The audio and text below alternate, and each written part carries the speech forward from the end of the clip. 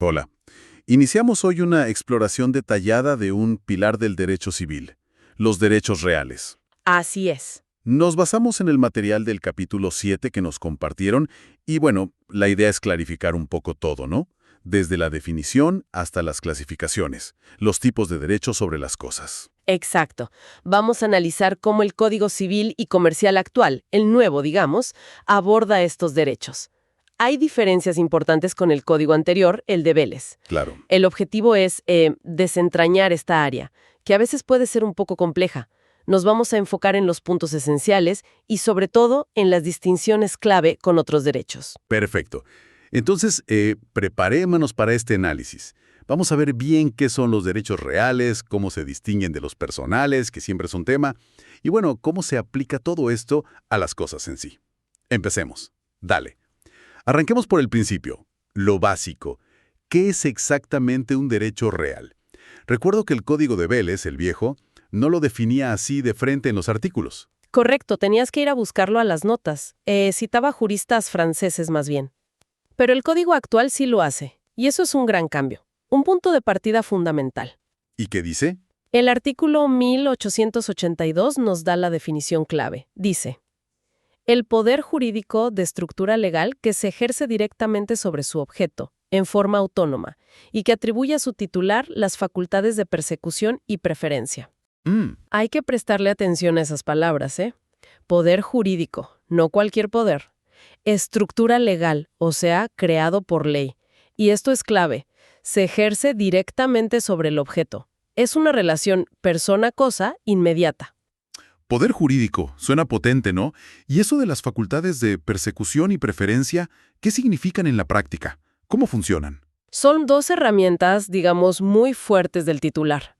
El ius persequendi, o sea, el derecho de persecución, le permite seguir la cosa, reclamarla de quien sea que la tenga en su poder para poder ejercer su derecho. Ajá, no importa quién la tenga. Exacto.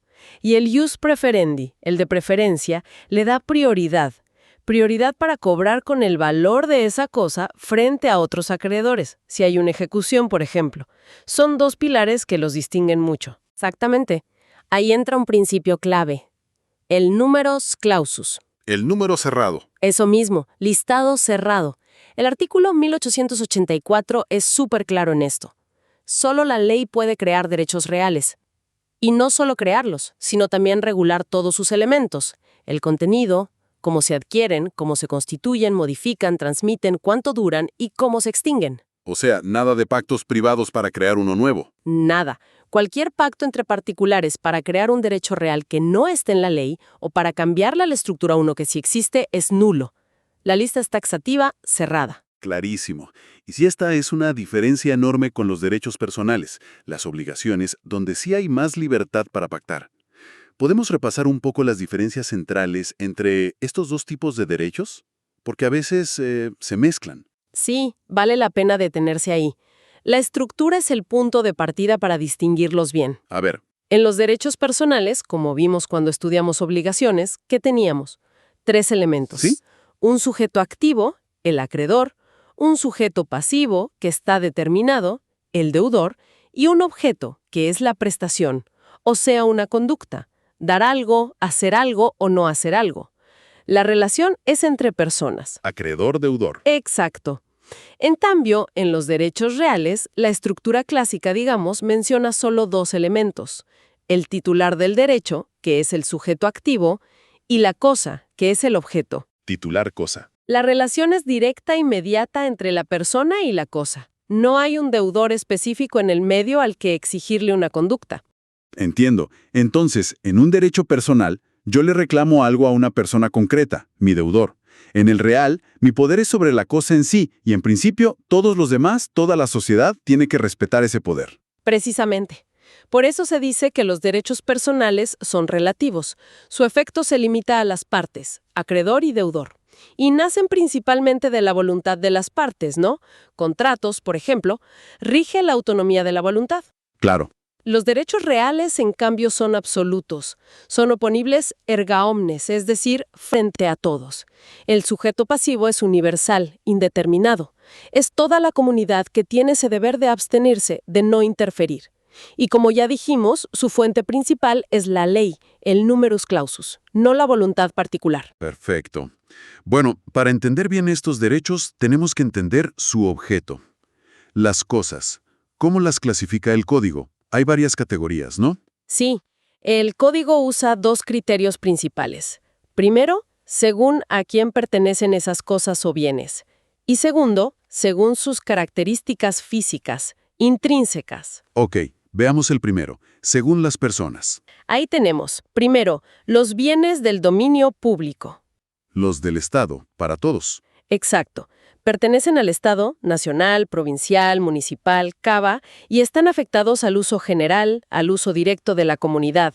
Por eso mismo, tienen caracteres especiales. Son inalienables, o sea, no se pueden vender. No se venden. Imprescriptibles, nadie los puede adquirir por el paso del tiempo, por usucapión. E inembargables, no se pueden embargar. El artículo 235 da ejemplos. El mar territorial, los ríos, los lagos navegables, las calles, las plazas, el espacio aéreo, las ruinas arqueológicas. Y acá surgió un debate en clase, me acuerdo. ¿Qué pasa con los recursos naturales? Por ejemplo, el petróleo. Si yo encuentro petróleo en mi campo, ¿es mío? Excelente pregunta, y es un error común pensar que sí. La respuesta es un rotundo no. Ah, mira. Los yacimientos de minerales, y esto incluye hidrocarburos como el petróleo y el gas, y otros minerales estratégicos, pertenecen originariamente al Estado, sea nacional o provincial, depende del caso. Esto lo regula específicamente el Código de Minería. O sea, el dueño del suelo no es dueño de lo que hay abajo en ese sentido. Exactamente. Es una separación fundamental. Uno puede tener la propiedad del suelo, pero el yacimiento que está debajo es del Estado. Lo que puede hacer un particular es obtener una concesión del Estado para explorar y explotar ese recurso, pero nunca adquiere la propiedad del yacimiento en sí. Quedó clarísimo eso. Y la otra categoría de bienes del Estado, los privados. Correcto. Los bienes privados del Estado también pertenecen al Estado, pero la diferencia es que no están destinados a uso público directo. El artículo 236 da ejemplos. Los inmuebles que no tienen dueño, Tierras fiscales sin dueño. por ejemplo, o ciertas minas que no son las estratégicas según el Código de Minería. Lagos no navegables que no tienen dueño particular, los bienes de personas que mueren sin herederos, la famosa herencia vacante. ¿Y estos sí se pueden vender? Esto sí, a diferencia de los públicos, el Estado puede venderlos, y en ciertos casos hasta podrían ser adquiridos por particulares por usucapión, si se cumplen los requisitos legales, cosa que no pasa con los públicos. Bien. Y por último, la categoría más común para la mayoría, los bienes de los particulares. Que son básicamente todos los que no pertenecen al Estado, la categoría residual, digamos. Ok, ahora el segundo criterio. Clasificar las cosas por sus características físicas. Acá la distinción clave es... Inmuebles y muebles. Esta es la clasificación madre, digamos, con muchísimas consecuencias legales distintas para unos y otros. A ver, los inmuebles. Son inmuebles primero por su naturaleza, el suelo mismo y todo lo que está incorporado a él de forma orgánica, como los árboles mientras están plantados, y también las cosas que están bajo el suelo sin acción humana, como las piedras. Y después están los otros, los que se hacen inmuebles. Exacto, los inmuebles por accesión física. Son cosas muebles, como ladrillos, tejas, un calefón, que se adhieren físicamente al suelo o a un edificio con carácter de permanencia, o sea, se incorporan de modo perdurable. Ajá. Pero, ojo, una aclaración importante que surgió en clase. Si pones una máquina en una fábrica, aunque la atornilles al piso, no se considera inmueble por accesión si su finalidad es servir a la explotación de la fábrica, no formar parte del edificio en sí mismo de forma permanente. Entiendo, depende del propósito. Claro. Y los muebles, bueno, son más fáciles de definir. Los que pueden moverse por sí mismos, como los animales, que el código llama semovientes, Semovientes, ¿sí? o los que necesitan una fuerza externa para moverse. Una silla, un libro, un auto. Perfecto. ¿Y hay otras clasificaciones importantes de cosas? Sí, varias más, que tienen relevancia para distintos contratos o situaciones. Las repasamos rápido. Dale. Tenemos las fungibles y las no fungibles. Fungibles son las que se pueden reemplazar por otras de la misma especie, calidad y cantidad. El ejemplo típico es el dinero o los granos. No fungibles son las que son únicas, individualizadas. Una obra de arte específica, un auto con un número de chasis determinado. Bien. Después, consumibles y no consumibles. Consumibles son las que se agotan con el primer uso. La comida, el combustible. No consumibles son las que no se extinguen con el primer uso, aunque se deterioren con el tiempo. La ropa, un libro, un auto. Lógico. También divisibles e indivisibles. Divisibles son las que se pueden fraccionar en partes reales sin destruir su sustancia y sin que se vuelva antieconómico su uso. Un terreno grande, por ejemplo. Indivisibles son las que no se pueden partir así, como un anillo, un animal vivo. Clarísimo. Y la última importante, principales y accesorias. Principales son las que existen por sí mismas, como una casa. Accesorias son las que dependen de otra cosa principal y están ligadas a ella. Las llaves de la casa, los frutos de un árbol. Y ahí rige la regla de que, Lo accesorio sigue la suerte de lo principal. Si vendes la casa, se entiende que vendes las llaves también, salvo pacto en contrario. ok. Ahora, un punto importante. Ser dueño de algo, tener el dominio, no significa que uno pueda hacer absolutamente cualquier cosa. No, hay límites. Totalmente. El código actual es muy enfático en esto, mucho más que el de Vélez. El artículo 240 establece límites claros al ejercicio de los derechos individuales sobre los bienes. ¿Y cuáles son esos límites? Dice que el ejercicio de nuestros derechos individuales debe ser compatible con los derechos de incidencia colectiva. O sea, no podemos hacer cosas con nuestros bienes que afecten gravemente, por ejemplo, la sustentabilidad de los ecosistemas, la flora, la fauna, el agua, los valores culturales, el paisaje. Hay una función socioambiental de la propiedad. No es un derecho absoluto y egoísta. Tiene sentido. Además de cumplir las normas administrativas, claro. Por supuesto, las normas de planeamiento urbano, de construcción, etc., también son límites importantes. Bien, entonces ya tenemos el concepto de derecho real, las diferencias con los personales, el objeto, las cosas y su clasificación, y los límites. ¿Cuáles son concretamente los derechos reales que existen según la ley? O sea, la lista del numerus clausus. El código los enumera en el artículo 1887, y para entenderlos mejor, los podemos agrupar como lo hace el mismo código. A ver. Primero están los derechos reales sobre cosa propia, que pueden ser sobre la totalidad o sobre una parte indivisa. Ahí tenemos el dominio, el condominio, la propiedad horizontal, los conjuntos inmobiliarios como los barrios cerrados, el tiempo compartido, el cementerio privado y la superficie, pero solo cuando ya existe la propiedad superficiaria separada del suelo. Ok, esos son sobre lo propio. Después vienen los derechos reales sobre cosa ajena.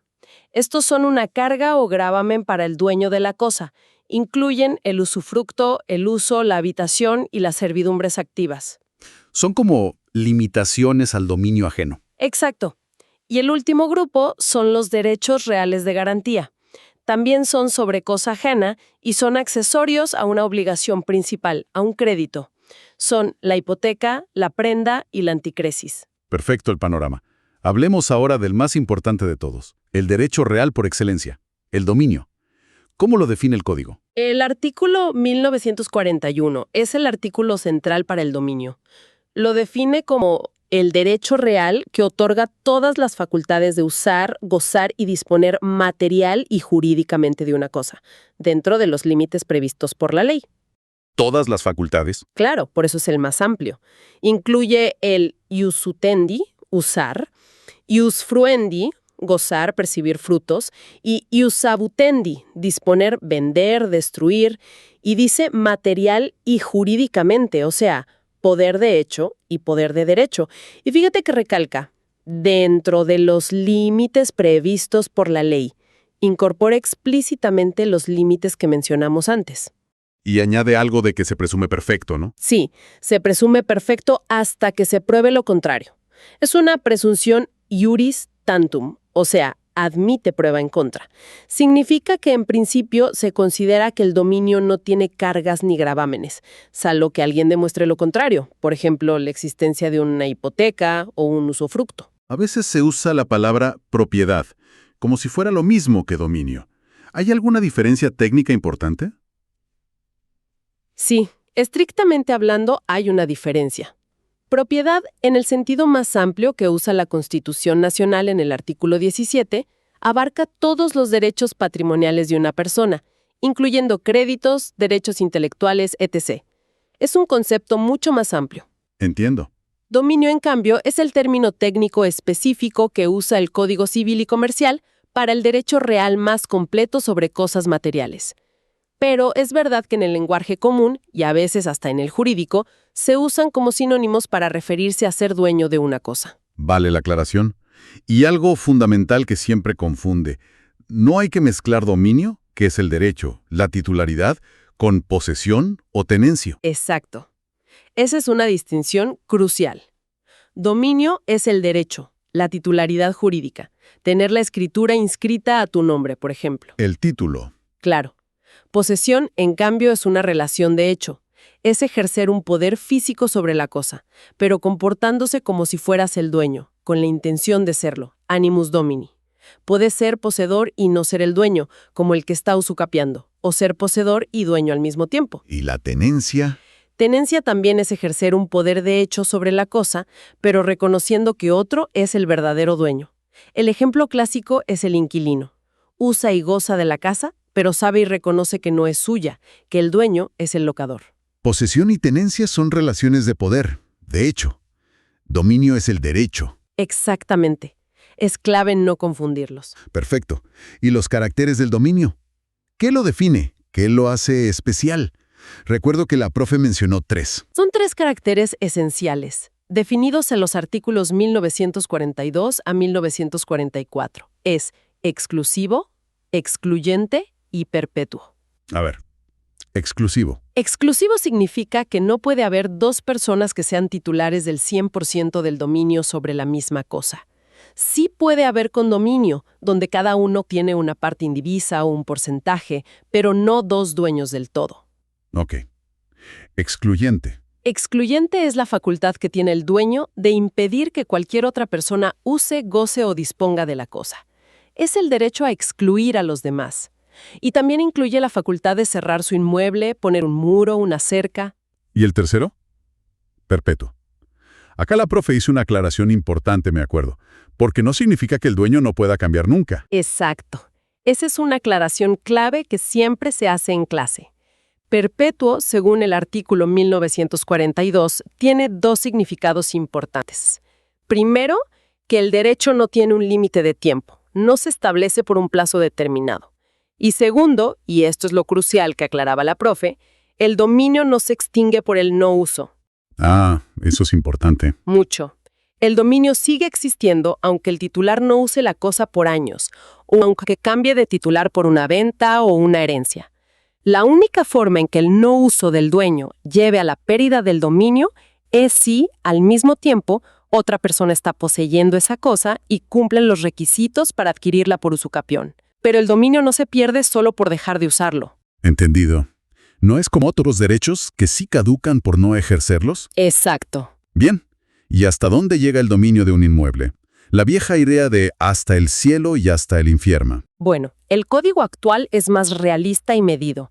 Dice que el dominio de un inmueble se extiende al subsuelo y al espacio aéreo, pero solo en la medida en que su aprovechamiento sea posible.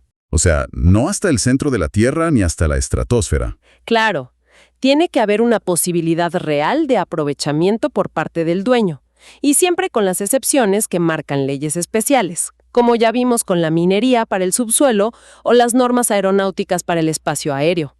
Además, el dominio incluye todo lo que se encuentra en la superficie, construcciones, siembras, plantaciones y todos los accesorios. Y hablando de construcciones, ¿hay límites a cuánto se puede construir hacia arriba? La profe mencionó algo de FOT y FOS. Sí, totalmente. No se puede construir indefinidamente. Por un lado, están las limitaciones de habilitación profesional de quien dirige la obra.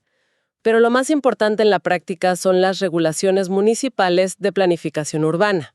Las normas del municipio. Claro. Cada municipio establece para distintas zonas de la ciudad un factor de ocupación total, FOT, y un factor de ocupación del suelo, FOS. El FOS te dice qué porcentaje de la superficie del terreno puedes ocupar con la construcción y el FOT te dice cuántos metros cuadrados totales puedes construir sumando todas las plantas. Esos son límites administrativos clave. Entendido. Y volvemos a la aclaración del subsuelo, para que quede claro. Si aparece petróleo bajo mi campo, Es del Estado. El dominio del suelo no incluye la propiedad de los yacimientos minerales estratégicos. Eso ya quedó súper claro. perfecto. ¿Y cómo se adquiere el dominio? Ya nombramos algunos modos, pero ¿cuáles son los principales?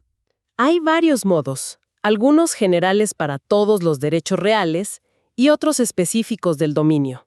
Los más comunes son: primero, la tradición posesoria. Es la entrega voluntaria de la cosa. Es fundamental para adquirir el dominio de cosas muebles no registrables. Para los inmuebles, no alcanza solo con la tradición, se necesita el título suficiente, la escritura pública y la inscripción en el registro de la propiedad inmueble, además de la tradición. Título y modo más inscripción. Exacto, para inmuebles. Otro modo es la sucesión por causa de muerte. Los herederos adquieren los derechos y obligaciones del fallecido, incluyendo el dominio de sus bienes. La herencia. Claro. Y después tenemos uno que genera muchísimas consultas y fue un tema central en clase, con aclaraciones importantes de la profe. La prescripción adquisitiva, más conocida como usucapión. Usucapión. Sí, la profe insistió un montón en diferenciar bien la breve de la larga y sobre todo, ¿qué cornos significan buena fe y justo título acá? Porque no es nomás ocupar 20 años y listo, no. Para nada. Esa distinción es crucial y vale la pena detenerse porque es fuente de muchos errores. A ver, expliquémoslo bien. Tenemos dos tipos principales de usucapión para inmuebles. Por un lado, la usucapión larga. Esta requiere poseer el inmueble de forma pública, pacífica, continua e ininterrumpida durante 20 años. Lo fundamental acá: no se necesita ni justo título ni buena fe. 20 años, sin título ni buena fe. Exacto. La mala fe acá no significa necesariamente que sea un acto delictivo, de usurpación, ¿eh?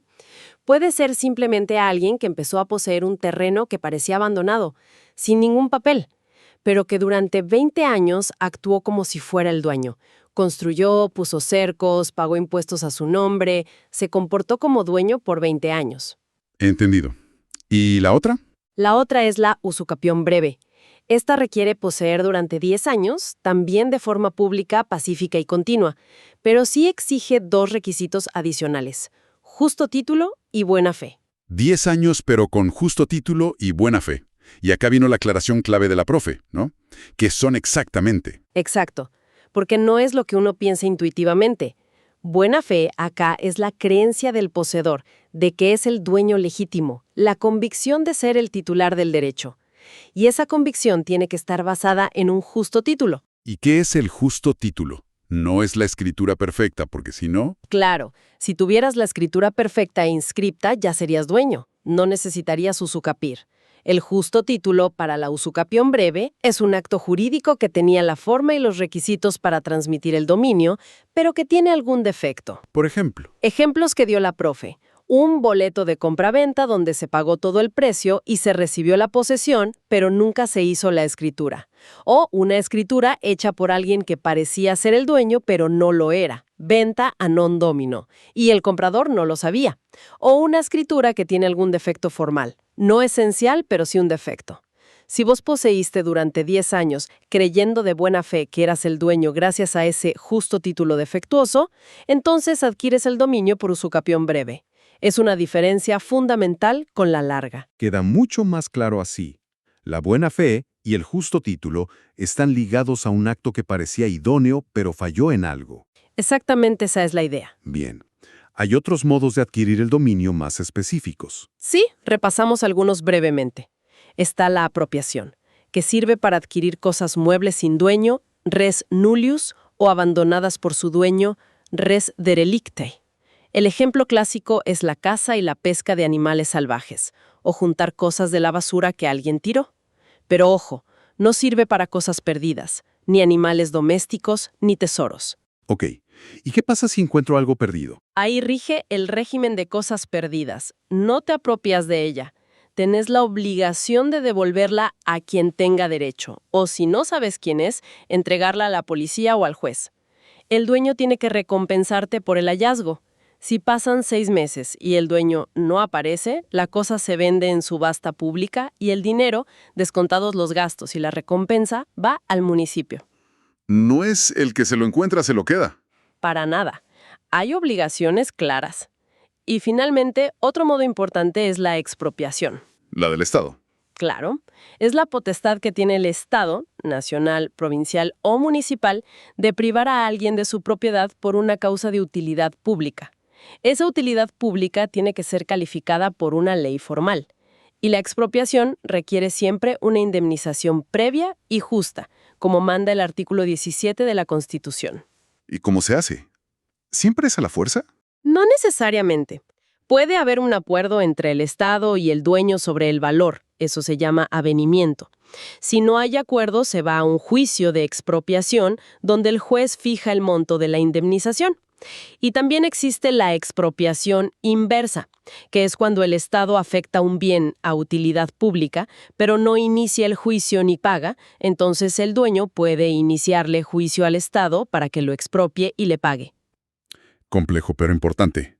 ¿Y cómo se extingue el dominio? ¿Cómo dejo de ser dueño? Las formas más comunes son por la destrucción total de la cosa, si se destruye, se acaba el derecho sobre ella; por el abandono voluntario, si es mueble, otro puede apropiársela; si es inmueble, pasa al dominio privado del Estado; por la enajenación, venta, donación, permuta; o porque otro adquiere legalmente el dominio sobre esa misma cosa, por ejemplo, por usucapión o por expropiación. Clarísimo. Pasemos ahora al caso en que hay varios dueños sobre la misma cosa, el condominio.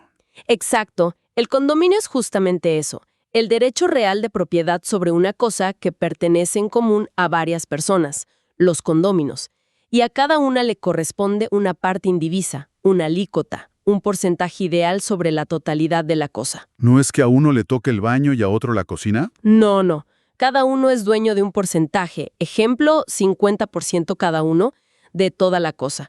Y por eso cada condomino puede usar y gozar de la cosa común, siempre que no deteriore su sustancia ni obstaculice el derecho de los otros. También puede disponer libremente de su parte indivisa, vender su 50%, por ejemplo, pero para disponer de la cosa entera necesitan el acuerdo de todos. Y por supuesto, deben contribuir a los gastos de conservación y reparación en proporción a su parte. ¿Y siempre se puede pedir la división? Pero a veces hay indivisión forzosa. Puede ser temporal si los condóminos pactan no dividir por un plazo, máximo 10 años renovable. O puede ser permanente, ya sea por disposición de la ley, como en las medianeras, o por la propia naturaleza de la cosa que la hace indispensable para el uso común, como un pasillo común. Entendido. Ahora, un derecho real súper común en las ciudades. La propiedad horizontal. Los edificios de departamentos.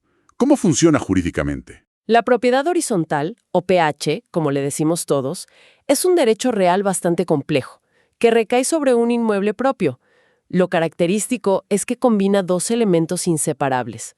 Por un lado, partes privativas, que son de propiedad exclusiva de cada titular. La unidad funcional, el departamento, el local, la cochera. Mi departamento. Exacto. Sobre esa unidad funcional tenés uso, goce y disposición exclusivos. Pero por otro lado, sos copropietario, junto con todos los demás dueños de unidades, de las partes comunes del edificio. ¿Cómo cuáles? El terreno sobre el que está construido, los cimientos, la estructura, los techos, los muros maestros, las instalaciones generales, agua, gas, luz, los pasillos, las escaleras, los ascensores. El código distingue entre partes necesariamente comunes, esas que te nombré, que no pueden dejar de serlo, y partes comunes no indispensables, como el zoom, la pileta, la parrilla, que podrían no existir o desafectarse. Y acá el documento clave es el reglamento, ¿verdad? Fundamental, el reglamento de propiedad horizontal. Pero ojo, porque acá la profe hizo una distinción crucial en clase que genera muchísimos problemas si no se entiende bien. Hay 2 tipos de reglamentos dando vueltas. Ah, a ver, ¿cuáles son? Esto sí que es importante saberlo. Administración. Este es obligatorio. Se tiene que hacer por escritura pública y, fundamental, se inscribe en el registro de la propiedad inmueble. Forma parte del título de propiedad de cada unidad. ¿Y qué dice ese reglamento? Define todo lo estructural, cuáles son las partes propias y las comunes, qué porcentaje le toca a cada unidad sobre las partes comunes, y en los gastos, el famoso porcentual de expensas, cuál es el destino de cada unidad, vivienda, oficina, local, cómo funcionan los órganos del consorcio, la asamblea de propietarios, el consejo de propietarios si existe, y el administrador, sus facultades, cómo se toman las decisiones, etc. Este reglamento es la ley interna del edificio y es plenamente exigible. Ok, ese es el oficial, digamos. ¿Y el otro? Regula detalles más cotidianos. Horarios de mudanza, uso de espacios comunes como el Zoom o la pileta, dónde poner la basura, si se permiten mascotas o no, niveles de ruido. Las reglas de convivencia del día a día. Exacto. Y acá viene la clave que subrayó la profe y que muchos consorcios y administradores ignoran o manejan mal. Este reglamento interno solo tiene fuerza jurídica para imponer sanciones, como multas que te cargan en las expensas, si está inscripto en el registro de la propiedad inmueble. Generalmente se inscribe como un anexo del reglamento principal. O sea que, si es un papelito que acordaron los vecinos o que hizo el administrador pero no está inscripto. No pueden ejecutar legalmente las multas que imponga. Podrán decirte algo, llamarte la atención, pero no pueden embargarte por no pagar una multa basada en un reglamento interno no registrado. Es un dato clave para evitar problemas. Importantísimo saberlo. Sobre todo antes de pelearse por si saqué la basura 5 minutos antes. ¿Y la obligación principal en la PH cuál es? Sin duda, pagar las expensas. Tanto las ordinarias, gastos habituales de mantenimiento, sueldo del encargado, servicios comunes, como las extraordinarias, arreglos grandes, mejoras. Es una obligación propter rem, es decir, sigue a la cosa. Si compras un departamento con deuda de expensas, la tenés que pagar vos, aunque sea anterior a tu compra.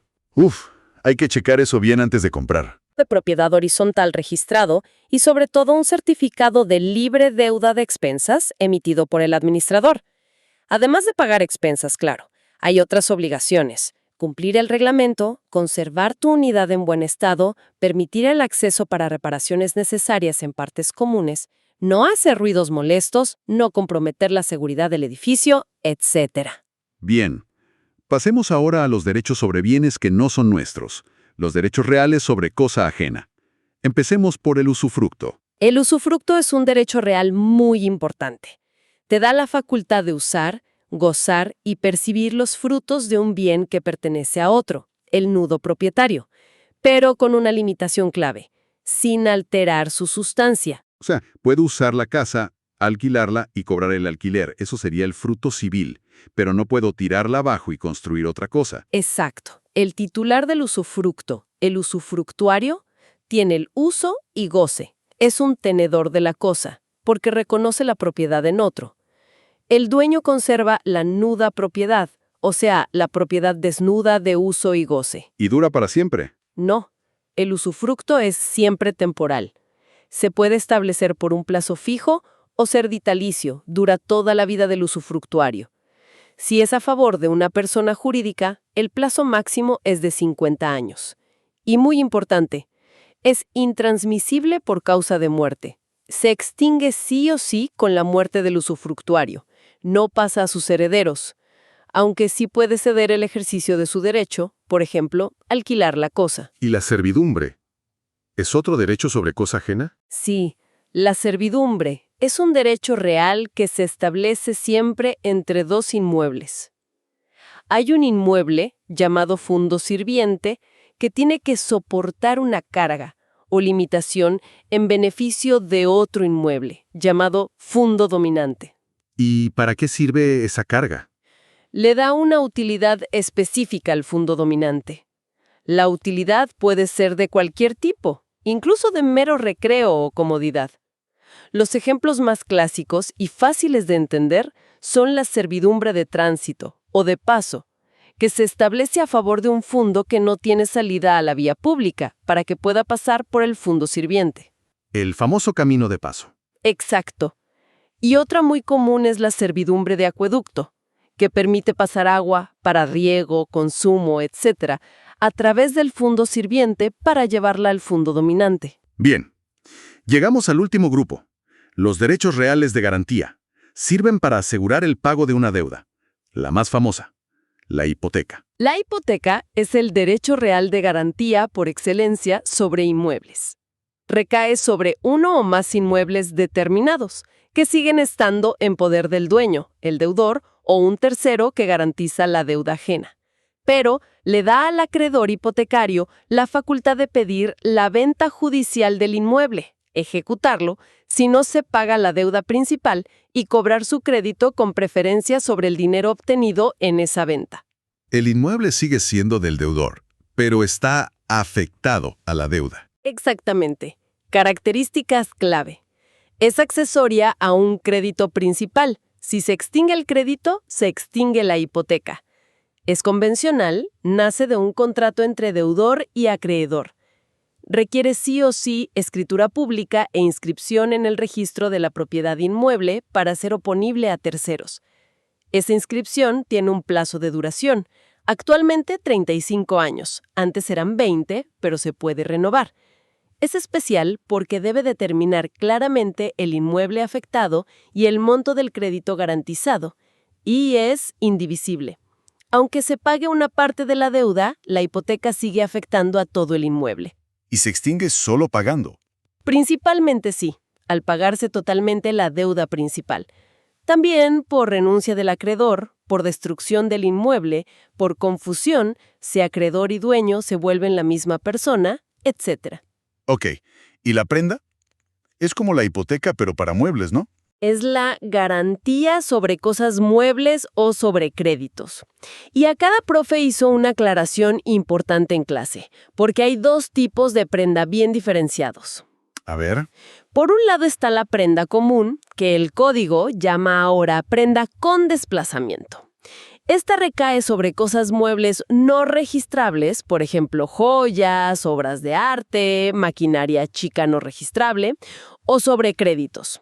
Lo característico es que la cosa prendada se entrega físicamente al acreedor o a un tercero elegido por las partes. O sea, el deudor pierde la tenencia de la cosa. Exacto, por eso se llama con desplazamiento. La cosa queda en poder del acreedor como garantía hasta que se pague la deuda.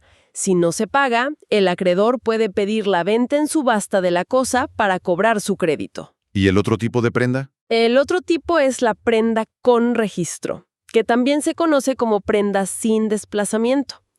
Esta recae sobre ciertos bienes muebles que sí son registrables, principalmente automotores, pero también maquinaria agrícola, industrial, etc. La gran diferencia es que acá, la cosa prendada queda en poder del deudor. Ah, como la hipoteca con los inmuebles. Exacto. El deudor sigue usando el auto o la máquina, pero la prenda se constituye mediante un contrato que se inscribe en el registro correspondiente. Registro de la propiedad automotor, registro de créditos prendarios. Esa inscripción le da publicidad y oponibilidad frente a terceros.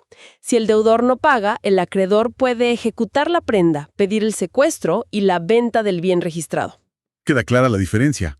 Con o sin desplazamiento de la cosa, dependiendo si es registrable o no. Y si hay registro o no, fundamentalmente. Perfecto. ¿Y la anticresis? Ese nombre suena antiguo. Lo es y la verdad es que se usa muy poco hoy en día. Es un derecho real de garantía bastante particular. El deudor entrega la posesión de un inmueble o un mueble registrable al acreedor anticresista. ¿Para qué? Para que el acreedor perciba los frutos que produce ese bien, por ejemplo, los alquileres de un inmueble o la cosecha de un campo, y los aplique al pago de la deuda, primero a los intereses y después al capital. O sea, en vez de vender el bien en subasta si no pagan, el acreedor se va cobrando con lo que el bien produce. Exactamente. Es como que el acreedor explota el bien para ir saldando la deuda. Requiere inscripción para ser oponible. Interesante, aunque poco común. Y para cerrar el listado de derechos reales, uno más nuevo, que se incorporó más recientemente, la superficie. Sí, el derecho de superficie es un derecho real relativamente nuevo en nuestra legislación, aunque existía antes. Es un derecho real temporario que se constituye sobre un inmueble ajeno y le da a su titular el superficiario, la facultad de hacer dos cosas. O bien construir, plantar o forestar sobre el suelo, el subsuelo o el vuelo de ese inmueble ajeno. O sea, construir un edificio o plantar árboles en el terreno de otro. Exacto. Y al hacerlo, se hace dueño de lo que construye o planta. Eso se llama propiedad superficiaria. O la otra posibilidad es que el derecho se constituya sobre una construcción, plantación o forestación que ya existe en el terreno ajeno, y el superficiario la adquiere como propia, separada de la propiedad del suelo. Acá pasa algo loco.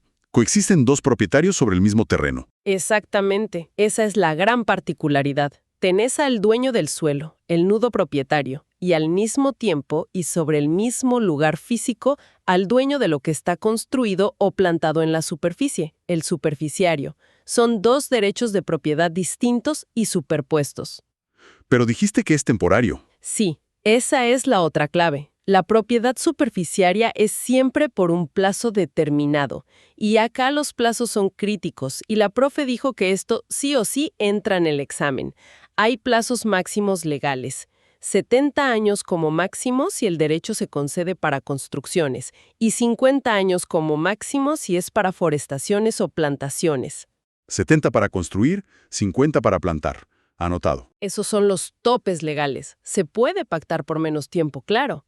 ¿Y qué pasa cuando vence el plazo? Salvo que hayan pactado otra cosa, como una indemnización a favor del superficiario, todo lo construido, plantado o forestado pasa a ser propiedad del dueño del suelo. Se consolida la propiedad. ¡Wow! ¡Qué recorrido completo hicimos por los derechos reales! Empezamos con el concepto, el poder jurídico directo, el famoso numerus clausus. Pasamos por la clasificación de las cosas. Públicas, privadas, muebles, inmuebles, fungibles, consumibles. Analizamos a fondo el dominio, sus caracteres, clave esa aclaración de la profe sobre perpetuo, como no extinción por no uso, la extensión, los límites. Vimos los modos de adquisición, sobre todo esa distinción fundamental en la usucapión entre la larga de 20 años sin requisitos y la breve de 10 con justo título defectuoso y buena fe. La propiedad horizontal. Fundamental recordar la diferencia entre el reglamento de propiedad inscripto y el interno no inscripto para las multas. Los derechos sobre cosa ajena, como usufructo y servidumbre, las garantías, hipoteca, los dos tipos de prenda, con y sin desplazamiento, la rara anticresis. Y cerramos con la superficie y sus plazos máximos de 70 y 50 años. Cubrimos todo el capítulo y las aclaraciones de clase. Sí, fue un análisis detallado. Si tuviéramos que resumir los puntos hipercríticos a retener, serían: la definición del 1882, poder jurídico directo, estructura legal, persecución y preferencia. El concepto de dominio del 1941, todas las facultades pero con límites legales. Los caracteres del dominio, exclusivo, excluyente y perpetuo, entendido como no extinción por no uso. La diferencia posta en usucapión entre la breve, 10 años plus justo título que falló plus buena fe subjetiva, y la larga, 20 años sin más. También lo de los reglamentos en PH. Fundamental. El de propiedad horizontal registrado es ley. El interno solo obliga a sanciones si se registra. Los plazos de la superficie, 70-50 años. Y la diferencia entre prenda con desplazamiento, cosa entregada, no registrable, y sin desplazamiento, cosa con el deudor, registrable e inscrita. Esos son los puntos clave. Queda clarísimo que nuestra relación jurídica con las cosas, con los bienes, es mucho más estructurada, compleja y detallada de lo que uno podría pensar así de primeras. Sin duda. Y bueno, como para dejar una reflexión picando, pensando un poco más allá del material que vimos hoy. Con todo este auge de los bienes digitales, los datos como valor, la inteligencia artificial, los metaversos, los espacios virtuales, ¿cómo se adaptarán o cómo deberían adaptarse estos conceptos tan clásicos de derechos reales que fueron pensados para cosas materiales, tangibles? Buena pregunta. Veremos surgir nuevas formas de poder jurídico directo sobre cosas o espacios inmateriales.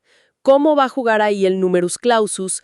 ¿Cómo se da esa relación directa con una cosa que es virtual o un conjunto de datos? Es un desafío enorme y súper interesante para el futuro del derecho civil, ¿no? Excelente punto para cerrar y seguir pensando. Muchísimas gracias por acompañarnos en esta exploración súper detallada de los derechos reales. Hasta la próxima.